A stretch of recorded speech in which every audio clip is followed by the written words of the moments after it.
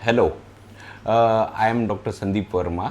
मैं कीकाबाई हॉस्पिटल में यहाँ कार्डियक सर्जन के तौर पे काम करता हूँ और लगभग कीकाबाई अस्पताल में काम करते हुए मुझे 7-8 बरस से ज़्यादा का समय हो चुका है और कार्डियक सर्जरी का काम करते हुए मुझे लगभग 15 बरस का समय हो चुका है। सर, आप ऐसा कोई केस बता सकते हैं जो आपके दिल के बहुत करीब हो? आपको मैं अपने एक रीसेंट ऐसे ही पेशेंट के बारे में बताना चाहूँगा। लगभग 1 बरस पहले वो मेरे पास में हार्ट अटैक की कंडीशन में आए थे। कंडीशन थोड़ी सीरियस थी। हमने जो है तो उनका बाईपास ऑपरेशन करने का प्लान किया। जब बाईपास ऑपरेशन का प्लान हुआ था तो उसके जस्ट 1-2 दिन पहले पेशेंट ने मुझसे ऐसी इच्छा जाहिर की थी कि साहब, इस ऑपरेशन में से अगर मैं ठीक हो गया तो मैं वैष्णो माता के दर्शन करने के लिए जाऊंगा। और आप यकीन मानिए, ऑपरेशन होके उनको जो है तो लगभग 6 महीने का समय ख़त्म हो चुका है और पिछले महीने सितंबर में मेरे वो पेशेंट वैष्णो देवी दर्शन करने के लिए अपने पूरे परिवार के साथ गए और पूरा 17 किलोमीटर का डिस्टेंस वो पैदल चढ़कर गए और चढ़कर उतरे। आपने कार्डियक सर्जरी को ही क्यों अपने करियर के जैसे चूज़ किया? सर्जन बनने का मेरा इरादा उसी समय से था जब मैंने डॉक्टर बनने के बारे में सोचा। अपने एमबीबीएस के समय में जब मैं सब डिफरेंट डिपार्टमेंट में पोस्टिंग करता था, वहाँ ड्यूटी के लिए जाता था, तभी सर्जरी के लिए एक तरह का आकर्षण मेरा बन चुका था। कार्डियक सर्जरी ऐसी स्पेशलिटी है जहाँ पे हम पेशेंट के जीवन में कुछ बरस और हेल्दी लाइफ के ऐड कर सकते हैं। इसलिए मुझे कार्डियक सर्जरी बहुत पसंद आई और इसमें जितनी वैरायटी है, जिस तरह के केसेस, जिस तरह की क्रिटिकल कंडीशंस हमको देखने के लिए मिलती है, उसमें भी मेरा अधिक रुझाव था। इसलिए मैंने कार्डियक सर्जरी चूज़ किया।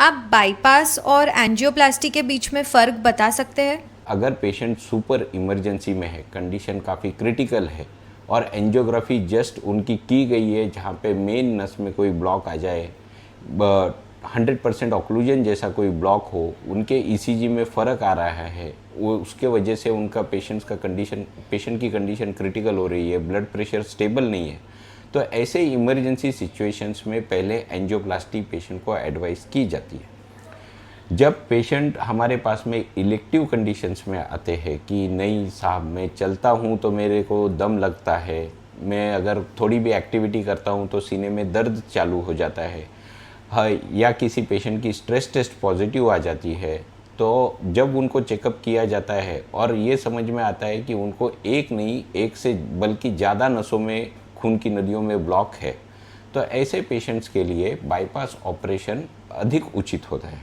आजकल जो है तो बाईपास ऑपरेशन हम ओपन पद्धति से, जो कि ट्रेडिशनल है, उससे भी करते हैं। हम बीटिंग हार्ट बाईपास सर्जरी एक जो है तो एक ये न्यू टेक्नोलॉजी है जिसमें हार्ट को बगैर रुकाए बगैर ऑपरेशन किया जा सकता है।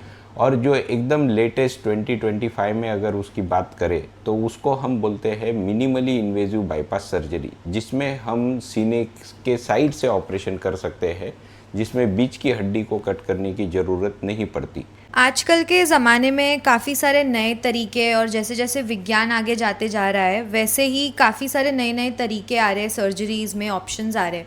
तो वो सभी सेफ़ होते हैं या सुरक्षित होते हैं?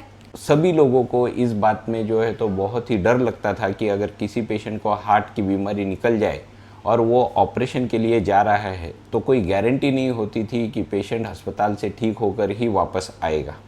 सर्जिकल टेक्नोलॉजीज़ और ऑपरेशन करने की प्रक्रिया में जो रिफाइनमेंट्स हुई है, तो मैं भरोसे से आपको कह सकता हूँ कि 2025 में हार्ट सर्जरी बहुत सेफ़ है।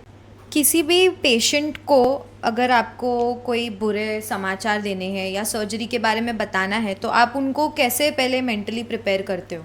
पेशेंट की मानसिक स्थिति, पेशेंट की रिकवरी, पेशेंट के इलाज और पेशेंट की बीमारी के ऊपर बहुत गहरा असर करती है।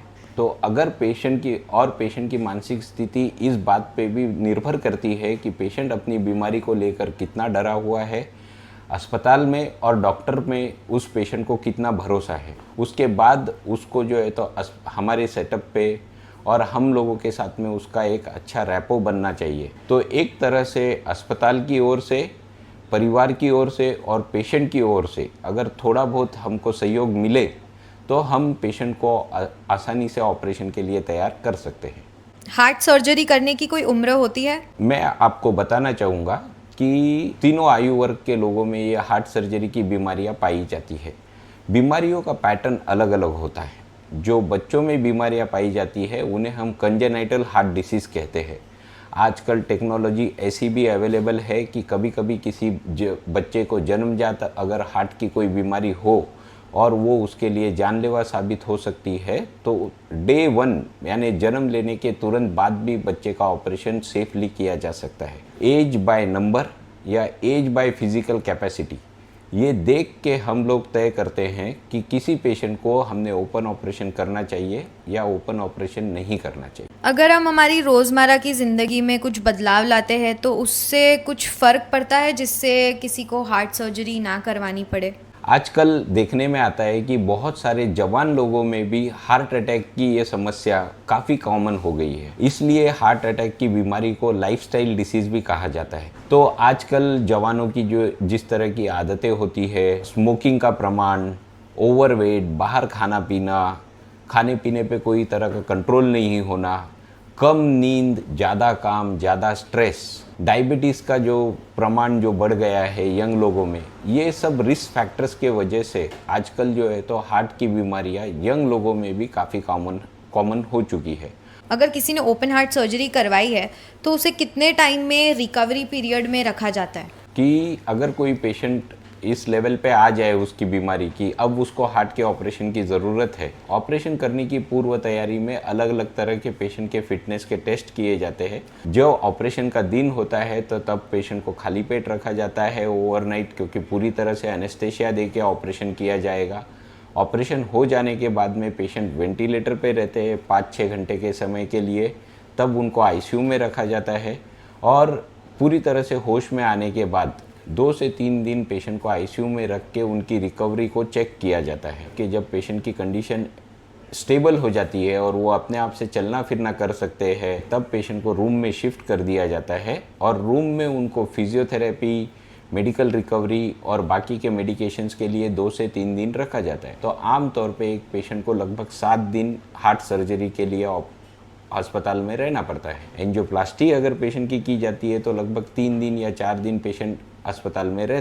कार्डियक सर्जरीज में ऐसी क्या नई तकनीक या टेक्नोलॉजी कहे वो आई है? आज के ज़माने में कार्डियक सर्जरी काफ़ी सेफ़ हो चुकी है। एक ज़रूरी मशीन के बारे में मैं बताना चाहूँगा जो हमारे अस्पताल में हमारे पास भी अवेलेबल है और लगभग सभी पेशेंट में हम उसका इस्तेमाल करते हैं, जिसे हम कहते हैं ट्रांस इसोफेजियल इकोकार्डियोग्राफी। ऐसे तो ट्रांसथोरेसिक यानी ऊपर से होने वाली इकोकार्डियोग्राफी हम पेशेंट्स की पहले ही करके चेक करते हैं कि उनके हार्ट की पंपिंग कैपेसिटी कैसी है, हार्ट का फंक्शन कैसा है और अंदर हार्ट किस तरह से काम कर रहा है, उनके वॉल्व्स की कंडीशन कैसी है। इसी को आगे थोड़ा और गहरे तौर पर चेक करने के लिए जो मशीन होती है उसे हम कहते हैं ट्रांस इसोफेजियल इको। वो पेशेंट के मुंह में से हार्ट के पीछे फिट किया जाता है।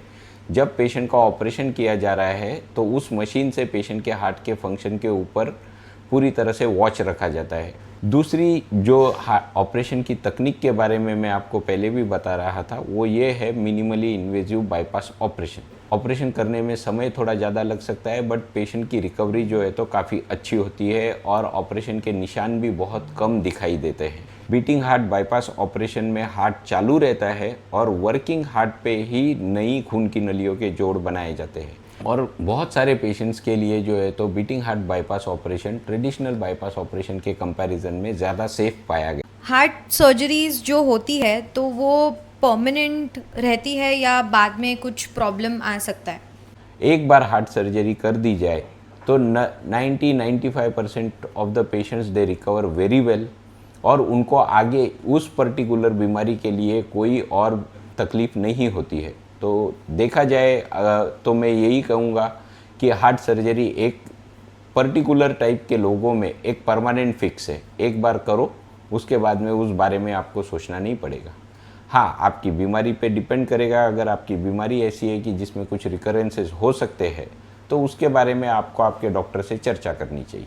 सर, आप हमारे ऑडियंस को ऐसा कोई संदेश देना चाहेंगे जिससे उनको मदद हो आगे? Don't let your medical conditions come in between your ambitions. आज के ज़माने में हार्ट का ऑपरेशन करना काफ़ी सेफ होता है।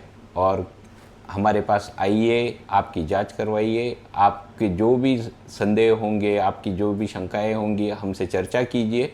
अगर समाधान होता है तो हम आपको ज़रूर उसमें से क्या उपयोगी आपके लिए रहेगा उस बारे में ज्ञान देंगे।